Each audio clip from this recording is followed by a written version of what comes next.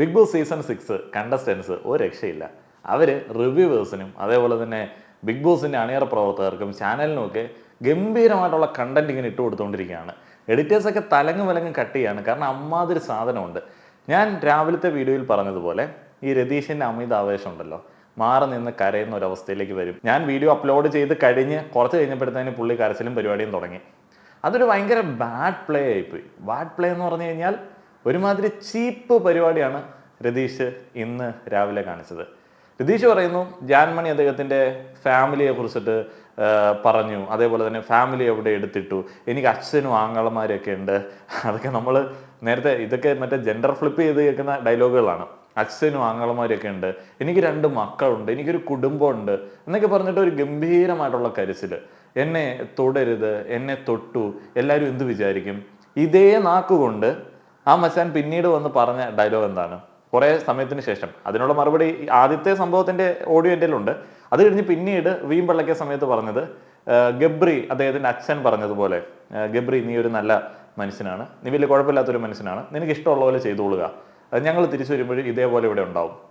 രതീഷ് അപ്പം തന്നെ പറയുകയാണ്, എൻ്റെ വീട്ടിൽ നിന്ന് അങ്ങനെയാണ് പറഞ്ഞത്. അങ്ങനെയല്ല അയാൾ രാവിലെ പറഞ്ഞത്.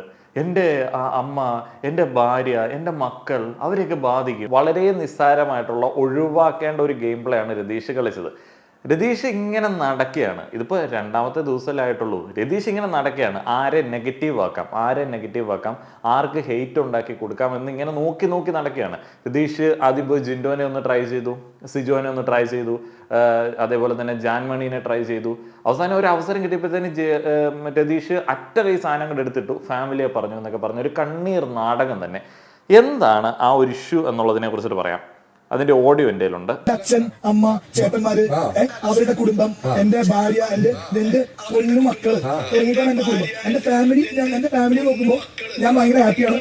എന്റെ ഫാമിലിക്ക് വേണ്ടിയാണ് ഞാൻ ഇന്ന് ഇപ്പോ ഇവിടെ വരെ എത്തിയത്. എന്റെ ഫാമിലിയാണ് എന്റെ എല്ലാം. എന്റെ ഫാമിലി എന്റെ എല്ലാം, എല്ലാവർക്കും എല്ലാം. അതേപോലെ തന്നെ എന്റെ ഫാമിലി എല്ലാം. എന്റെ മക്കൾക്ക് പരീക്ഷയാണ്. ആവശ്യമില്ലാതെ എന്റെ ഭാര്യയെ വിളിച്ചെടുക്കാൻ പാടില്ല. അത് ഈ വീട്ടില് ഭൂലോക പ്രശ്നമായിരുന്നു. പിന്നെ ഇന്ന് രാവിലെ അവളെന്നെ വന്ന് കെട്ടിപ്പിടിച്ചു, ബാക്കിൽ വന്ന് കെട്ടിപ്പിടിച്ചു. എനിക്ക് ഇഷ്ടമില്ലാത്ത കാര്യമാണ് എന്റെ ശരീരത്തില് ആവശ്യമില്ലാതെ ആവശ്യമില്ലാതെ എന്റെ പെർമിഷൻ ഇല്ലാതെ ഒരാള് എന്റെ ശരീരത്തിൽ മറ്റുള്ളവർക്ക് തൊട്ടോടെ ശരീരത്തിൽ എനിക്ക് പറ്റുള്ള കാര്യമില്ല. ഞാൻ ജാനുവിനോട് പറഞ്ഞു എന്റെ പെർമിഷൻ ഇല്ലാതെ നീ തൊട്ടോ, വേറെ ഇഷ്ടപ്പെട്ട ആരും തൊട്ടോ. പക്ഷെ ജാനുവിനോട് ഞാൻ പറഞ്ഞു എന്റെ പെർമിഷൻ ഇല്ലാതെ എന്റെ ശരീരത്തിൽ തൊടാനുള്ള അവകാശം എനിക്കില്ല. ഞാൻ പറഞ്ഞു അവളെന്നെ ലവ് എന്ന് പറഞ്ഞിട്ട് എല്ലാം പറഞ്ഞു. ഇവിടെ ക്യാമറ നോക്കിയിട്ട് പറയാണ് അമ്മു ചേച്ചി വേണ്ട, അമ്മു ചേച്ചിയുടെ ഇതിൽ വിളിച്ചയക്കണ്ട. എന്റെ ഭാര്യ എന്റെ സ്വത്താണ്, എന്റെ ഭാര്യ എനിക്ക് എല്ലാമാണ്, എന്റെ കുടുംബം എനിക്ക് എല്ലാമാണ്. അവള് എന്റെ ഭാര്യയെ ഇനി എടുത്തിടരുത്. രതീഷ് ഒരു നിഷ്കളങ്കനായിട്ടുള്ള ഒരു ബിഗ് ബോസ് കണ്ടസ്റ്റന്റ് അല്ല എന്നുള്ളത് ഏതൊരാൾക്കും അറിയാം. രതീഷ് ഇതിന് മുൻപുള്ള പല സീസണുകളും കണ്ടിട്ടാണ് വന്നത്. അങ്ങനെയുള്ള സീസണുകളിലെ ഓരോ ആളുകളുടെയും പകർന്നാട്ടമാണ് രതീഷ് ഇവിടെ ആടിക്കൊണ്ടിരിക്കുന്നത്. അപ്പോൾ ഐ ലവ് യു എന്ന് ജാൻമണി പറഞ്ഞു, തമാശയാണ് എന്നുള്ളത് കാണുന്ന എല്ലാ ആളുകൾക്കും അറിയാം. രതീഷ് ഇത്ര കാലമായിട്ട് ബിഗ് ബോസ് കാണുന്ന രതീഷിന് അത് നല്ല രീതിക്ക് അറിയാം. എന്നാലും രതീഷ് അവിടെ നെഗറ്റീവ് ആക്കാൻ വേണ്ടിയുള്ള ഒരു പരിപാടിയാണ് ട്രൈ ചെയ്തുകൊണ്ടിരിക്കുന്നത്. ജാൻമണി അങ്ങനെ ഒരു സ്റ്റേറ്റ്മെന്റ് പറഞ്ഞില്ലായിരുന്നു എന്നുണ്ടെങ്കിൽ അവളുടെ അടുത്ത് ഞാൻ അങ്ങനെ ഇടപെടില്ലായിരുന്നു. അവൾ അങ്ങനെ ഒരു സ്റ്റേറ്റ്മെന്റ് പറഞ്ഞതുകൊണ്ട്, ഐ ലവ് യു എന്ന് എല്ലാവർക്കാരോടും പറയുന്നതാണല്ലോ, പറഞ്ഞതുകൊണ്ട് അവൾ എൻ്റെ ശരീരത്തിൽ തൊടാൻ പാടില്ല. പുള്ളിക്കാരൻ പലപ്പോഴും ഓഡിയൻസിന്റെ പെർസ്പെക്റ്റീവ് വെച്ചിട്ടാണ് ഗെയിം കളിക്കുന്നത്. കഴിഞ്ഞ 2 ദിവസം കഴിയുമ്പോൾ നിങ്ങൾക്ക് അത് കറക്റ്റ് മനസ്സിലാവും. പുറത്ത് ഹെയ്റ്റ് കമൻസ്, ഇപ്പോൾ ബോഡി ടച്ചിങ്ങിന്റെ കാര്യത്തിലും ഒക്കെ ഹെയ്റ്റ് കമൻസ് വരാറുണ്ട്. അപ്പം അതിന് എതിരാണ് താൻ കുടുംബ പ്രേക്ഷകർക്കൊപ്പമാണ് എന്നൊക്കെ പറഞ്ഞു വെക്കാൻ വേണ്ടിയുള്ള ഒരു ചീപ്പ് നാടകമാണ് കളിച്ചുകൊണ്ടിരിക്കുന്നത്. ഇതിനകത്ത് വേറെ കഥയൊന്നുമില്ല. പക്ഷേ ഞാൻ രാവിലെ പറഞ്ഞതുപോലെ ഇത്ര ആർത്തി പിടിച്ച് കളിച്ചു കഴിഞ്ഞാൽ ഇയാളുടെ കയ്യിലുള്ള സ്റ്റഫ് തീരില്ലേ? ഇത് ശരിക്കും പറഞ്ഞാൽ കണ്ണീർ നാടകത്തിനോടൊപ്പം തന്നെ നമ്മൾ മനസ്സിലാക്കേണ്ട ഒരു സംഗതിയുണ്ട്. കയ്യിന്ന് പോവും. ചില സമയത്ത് രതീഷ് ഇങ്ങനെ കളിച്ച് കയറി വരുന്ന സമയത്ത് കയ്യിന്ന് പോവും. കാരണം മുന്നും പിന്നും നോക്കാതുള്ള പരിപാടിയാണല്ലോ, ലോജിക്കില്ലാത്ത പരിപാടിയാണ്. ഇന്നലെ സിഗരറ്റ് കത്തിക്കുന്നത് രതീഷ് കണ്ടില്ല, എന്നാലും രതീഷ് ആ ഒരു പ്രശ്നത്തിലേക്ക് വരുന്നു. ഇന്ന് ഈ ജാൻമണിയുടെ സ്റ്റേറ്റ്മെന്റ് അതിനെക്കുറിച്ചിട്ട് വേറെ ചിന്തയൊന്നുമില്ല, നെഗറ്റീവ് ആക്കണം, ആൾക്കാരത് എങ്ങനെ എടുക്കും എന്നുള്ളത് രതീഷിന് അറിയില്ല. അപ്പോൾ അവസാനത്തിലേക്ക് വരുന്ന സമയത്ത് രതീഷ് ഒന്നെങ്കിൽ കോംപ്രമൈസിലേക്ക് പോകും, അല്ല എന്നുണ്ടെങ്കിൽ കരച്ചിലേക്ക് പോകും. ഈ ഒരു നാടകമാണ് നമുക്ക് സ്ഥിരം കാണാനായിട്ട് വരുന്നത്. ഈ ഇരവാദമൊക്കെ ഇറക്കുന്ന സ്ത്രീ കഥാപാത്രങ്ങളൊക്കെ പലപ്പോഴും ബിഗ് ബോസ് ചരിത്രത്തിൽ ഉണ്ടായിരുന്നു. ചിലരുടെ വളരെ റോങ് ആയിട്ടുള്ള ഇരവാദങ്ങളൊക്കെ. ഇതിനകത്ത് ലോജിക്കൊന്നുമില്ല. അയാളുടെ ബോഡിയിൽ ടച്ച് ചെയ്യരുത് എന്ന് നേരത്തെ വേണമെങ്കിൽ പറയാം. അവിടെയൊന്നും വ്യക്തമായിട്ട് അയാൾ പറഞ്ഞിട്ടില്ല. അയാൾ കണ്ടന്റ് ഉണ്ടാക്കാൻ വേണ്ടി ആരുടെ കൂടെ വേണമെങ്കിലും പോകും. എന്നിട്ട് ഒരു സിറ്റുവേഷൻ വന്ന സമയത്ത് ഇയാൾ അവിടെ പോയി ഇരവാദം പറയണം, എന്നെ ടച്ച് ചെയ്യരുത്. അത് ശരിക്കും പറഞ്ഞാൽ നമ്മൾ അവിടെ നിൽക്കുന്ന ആ ജാൻമണി എന്ന് പറയുന്ന ആളുടെ പെർസ്പെക്റ്റീവിൽ നോക്കുമ്പോൾ ഭയങ്കര ഇൻസൾട്ടിങ് ആണത്. അവർ സ്ഥിരമായിട്ട് അത്തരത്തിലുള്ള കാര്യങ്ങളെ പക്വതയോടെ നോക്കിക്കണ്ട ഒരു വ്യക്തി ആയതുകൊണ്ട് അവർ സോറിയൊക്കെ പറയുന്നുണ്ട്, ക്യാമറയെ നോക്കി ഫാമിലിയോട് സോറി പറയുന്നുണ്ട്. പക്ഷെ അത് ഭയങ്കര ഇൻസൾട്ടിങ് ആണ്. അവരോട് പേഴ്സണലായിട്ട് പറയുന്നത് പോലെയല്ല ഇങ്ങനെ നെഗറ്റീവായിട്ടുള്ള ഒരു ഷെയ്ഡ് ഇട്ട് കൊടുത്ത് ഇത് ഒരു കരച്ചിലിൻ്റെ വക്കിലേക്ക് കൊണ്ടുവന്ന് അവിടെ ഫാമിലി ആരാണ് കൊണ്ടുവന്നത്? ശരിക്കും രതീഷാണ് ഫാമിലി അവിടെ കൊണ്ടുവന്നത്. ഫാമിലി അങ്ങടെ കൊണ്ടുവന്ന് വെച്ച് ഒരു വിക്ടിം കാർഡ് അവിടെ ഇറക്കുന്നത് രതീഷിന്റെ ഒരു ബാഡ് പ്ലേ ആണ്. നിങ്ങളെ ഒരു അച്ഛനാണ്, എനിക്ക് റെസ്പെക്ട് ഉണ്ടോ? ഞാൻ എപ്പോഴും ഒരു ബ്രദറെ പോലെ നോക്കണം. നമ്മൾ എത്ര തമസ കളിക്കുന്നുണ്ടെങ്കിൽ ഞാൻ ഇന്നലെ എന്നാ പറഞ്ഞു, ഞാൻ പറഞ്ഞ അമ്മ ചേച്ചി ഒരു അനിയത്തി, ഞാൻ ചേട്ടൻ വിളിക്കണല്ലേ, ചേട്ടൻ വിളിക്കുന്നത് ഒരു അനിയത്തിക്കും ഒരു ചേച്ചിക്കും അധികാരം ഉണ്ടോ? അതാണ് ഞാൻ കളിക്കുന്നത്, വേറെ ഒന്നുമില്ല. അതാ പറഞ്ഞത്. ഞാൻ നിങ്ങൾക്ക് സത്യം പറഞ്ഞു ഞാൻ ഹാർട്ട് ചെയ്യുന്നുണ്ടെങ്കിൽ I am really sorry for that. ശരിക്കും ഇത് തമാശ രൂപേണ ചെയ്ത കാര്യമാണെന്ന് എല്ലാവർക്കും അറിയാം. പക്ഷെ രതീഷ് മറ്റേ ഇമോഷണൽ പ്ലേ ആണ്. അവൾ അങ്ങനെ എടുത്തിട്ടു നമ്മളിങ്ങനെ കേൾക്കുന്ന സമയത്തെ, പിന്നീട് ഒരു മൊമെന്റിൽ കേൾക്കുന്ന സമയത്ത് രതീഷ് പറയുന്നതിനകത്ത് എന്തോ കാര്യമുണ്ട് എന്ന് വിചാരിക്കും. ഇല്ല, ഇത് മറ്റേ നെഗറ്റീവിലേക്ക് ഇങ്ങനെ തള്ളിവിടാൻ വേണ്ടിയുള്ള കഠിന പരിശ്രമമാണ്. അതിപ്പം രതീഷ് ആരെ വേണമെങ്കിലും തള്ളിവിടും. ഇപ്പോൾ കൂടെ നിൽക്കുന്ന അർജുനെതിരെ ഒരു അവസരം കിട്ടിക്കഴിഞ്ഞാൽ അർജുനെ അടിച്ചുവിടും, സുജോയ്ക്ക് എതിരെ കിട്ടിക്കഴിഞ്ഞാൽ അവിടെ കൊടുക്കും. മറ്റേ നമ്മുടെ ആരാണ് മുസ്കാൻ, അപ്പം നൂറ മുസ്കാൻ, അവർക്കിട്ട് തരം കിട്ടിയാൽ നെഗറ്റീവ് അടിച്ചു കൊടുക്കും. ശരണ്യക്കിട്ട് ട്രൈ ചെയ്യുന്നുണ്ട്, മറ്റേ അങ്ങനെയുള്ള എല്ലാവർക്കിട്ടും കൊടുക്കും. പക്ഷെ അത് രതീഷ് ഇത്രമാത്രം ആർത്തി പിടിക്കണം എന്തിനാണ് എന്നുള്ളതാണ് എനിക്ക് ഈ ഗെയിം ഇങ്ങനെ നോക്കിക്കാണുന്ന സമയത്ത് തോന്നുന്നത്. ഇത്ര ആർത്തി പിടിക്കേണ്ട ആവശ്യമൊന്നുമില്ല. കാരണം ഇങ്ങനെ ഫസ്റ്റ് സെക്കൻഡ് ഡേയിൽ തന്നെ ഇത്തരത്തിലുള്ള കലുഷിതമായിട്ടുള്ള അന്തരീക്ഷത്തിൽ കൂടെ മുന്നോട്ടേക്ക് പോയി കഴിഞ്ഞാൽ എന്നും കരച്ചിലും പിടിച്ചിലും മാത്രമേ ഉണ്ടാകത്തുള്ളൂ. പിന്നെ കണ്ടന്റ് റിവ്യൂവേഴ്സിനും അതേപോലെ തന്നെ ചാനലിലും കിട്ടും.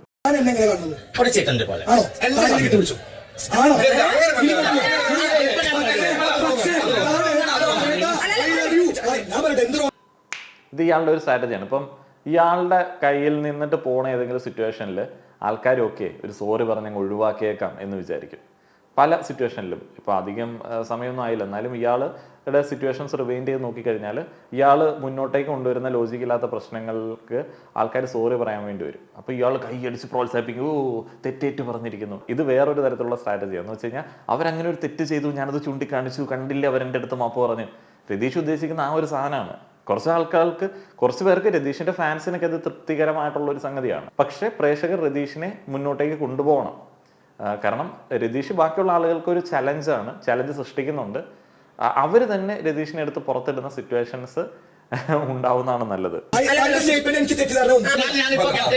കാര്യം പറയും, അവിടെ ഇരിക്കുന്ന ടൈമില് എനിക്കറിയില്ല ജിൻതോ സിജോ എങ്ങനെ എടുത്ത് സിജോ പോയിട്ട് ഒരു നല്ല പെൺപിള്ളേർക്ക് എന്താ പറഞ്ഞു സോഫ്റ്റ് കോർണർ സിജോയുടെ കൂടെ ഒന്ന് പറഞ്ഞു. അത് പർട്ടിക്കുലർലി എന്റെ പേര് പറഞ്ഞു കമുക്കി ആയിട്ട്. So, that also not good. No, not good. I'm sorry. Not to me. No. I'm sorry. No. I respect you. ജാൻമണിയൊക്കെ അത്യാവശ്യം ക്യാരക്ടറുള്ള വ്യക്തിയാണ്. അവർ ഭയങ്കര ഫ്രീ ആയിട്ട് എല്ലാവരോടും ഇടപെടുമെന്നുണ്ടെങ്കിലും ഈ അഭിമാനം പണയം വെച്ചിട്ടുള്ള കളിയൊന്നും കളിക്കും എന്ന് എനിക്ക് തോന്നുന്നില്ല. ഇനിയിപ്പം ഉടനെയൊന്നും രതീഷുമായിട്ട് അവർ സാധാരണ പോലെ പെരുമാറും എന്ന് എനിക്ക് തോന്നുന്നില്ല. രതീഷിനോട് പൊതുവേ എല്ലാ ആളുകൾക്കും ഒരു അകൽച്ച തുടങ്ങിയിട്ടുണ്ട്. ഇപ്പോൾ രതീഷിൻ്റെ ഉണ്ടപ്പാട്ടൊക്കെ ആയിട്ട് എയറിലേക്ക് പോയിട്ടുണ്ട്.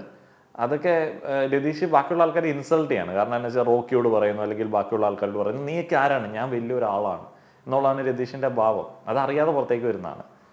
കഴിവുള്ളവനാണ്. പക്ഷേ ഈ ആൾക്കാരെ പേഴ്സണലി അറ്റാക്ക് ചെയ്യാന്നൊക്കെ പറഞ്ഞു കഴിഞ്ഞാൽ ഞാൻ മുന്നത്തെ സീസണിലേ കണ്ടിട്ടുള്ളൂ. അപ്പോൾ അവിടെ ഭയങ്കര സമാധാനപരമാണല്ലോ കാര്യങ്ങൾ. ഇങ്ങനെ ആയിരിക്കുമല്ലേ ഇതിൻ്റെ രീതികൾ അറിയില്ല.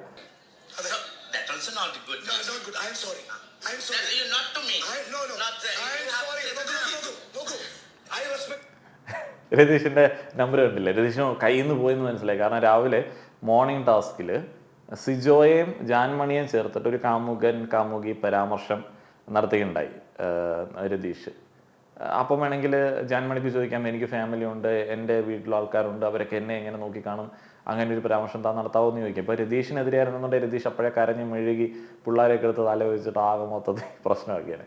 അപ്പോൾ അത് കറക്റ്റായിട്ട് വെച്ചപ്പോൾ രതീഷിന് മനസ്സിലായി കയ്യിൽ നിന്ന് പോയി. അപ്പം 2 പരിപാടികളാണ് രതീഷിന്. ഒന്ന് കയ്യടിയും പിന്നെ ഒന്ന് കൈകൂപ്പലും ഏത്തവിടലും. ഇത് പുള്ളിയുടെ ഒരു പരിപാടിയാണ്. ഇപ്പം നമ്മുടെ നാട്ടിലൊക്കെയാണ് അത്ര വലിയ നിലവാരമുള്ള ഒരു ചങ്ങായി ആയിട്ട് ആരും പുള്ളിയെ കരുതില്ല. നിലവാരവും ഇല്ല, നിലപാടും ഇല്ലാത്ത ഒരു വെറും ഒരു ഗെയിമറായി അതപ്പതിച്ച ആദ്യം തന്നെ അതപ്പതിച്ച ആളാണ് രതീഷ്. ഇനി എങ്ങനെ കയറി വരും എന്നുള്ളത് അറിയില്ല. രതീഷിന് എല്ലാവർക്കും ഇഷ്ടമാണ്. രതീഷ് ബാക്കിയുള്ള ആൾക്കാരെ ബുദ്ധിമുട്ടിക്കുന്നതിൽ പ്രേക്ഷകർ ഇഷ്ടപ്പെടുന്നുണ്ട്. പക്ഷെ രതീഷ് എന്ന് പറയുന്ന വ്യക്തിത്വം ഇല്ല, ആ വ്യക്തിത്വം ഇല്ല. വീട്ടുകാരൊക്കെ പറയുന്ന പോലെ 3 മാസം കഴിഞ്ഞ് തിരിച്ചു വരിക, അപ്പം എന്താണേലും കുഴപ്പമില്ല എന്ന് പറയുന്ന ആറ്റിറ്റ്യൂഡാണ്. എന്ത് വേണമെങ്കിലും കാണിച്ചു എന്നുള്ള ലൈസൻസ് വീട്ടിൽ നിന്ന് തന്നിട്ടുണ്ടെന്നാണ്. അത് മറ്റേ പ്രണയത്തെക്കുറിച്ചിട്ട് ഗബ്രി ജാസ്മിൻ തമ്മിലുള്ള ഒരു പ്രണയ ടോക്ക് വന്ന സമയത്ത് അപ്പം ഗബ്രി പറഞ്ഞു എനിക്ക് എന്തിനും സ്വാതന്ത്ര്യമുണ്ട്. ഗബ്രി പറയുന്ന കറക്റ്റ് ലൈനാണ്. ഗബ്രിയൊക്കെ പതുക്കെ കളിച്ച് കയറുന്ന വ്യക്തിത്വമൊക്കെ വെച്ച് കളിക്കുന്ന, നൈസായിട്ട് കളിച്ച് കയറുന്ന ഒരാളാണ്. അയാളൊക്കെ ചിലപ്പോൾ കയറി വരാനായിട്ടുള്ള വലിയ സാധ്യതകളുണ്ട്. അപ്പോൾ അത് കയറി വരുമെന്ന് കാണുമ്പോഴത്തേന് രതീഷ് അവിടെ കയറി അവരുടെ കൂടെ കൂടും. എന്നെ അങ്ങനെ എന്നൊക്കെ പറയും. ഐശേ എന്തൊരു മച്ചാനാണ്.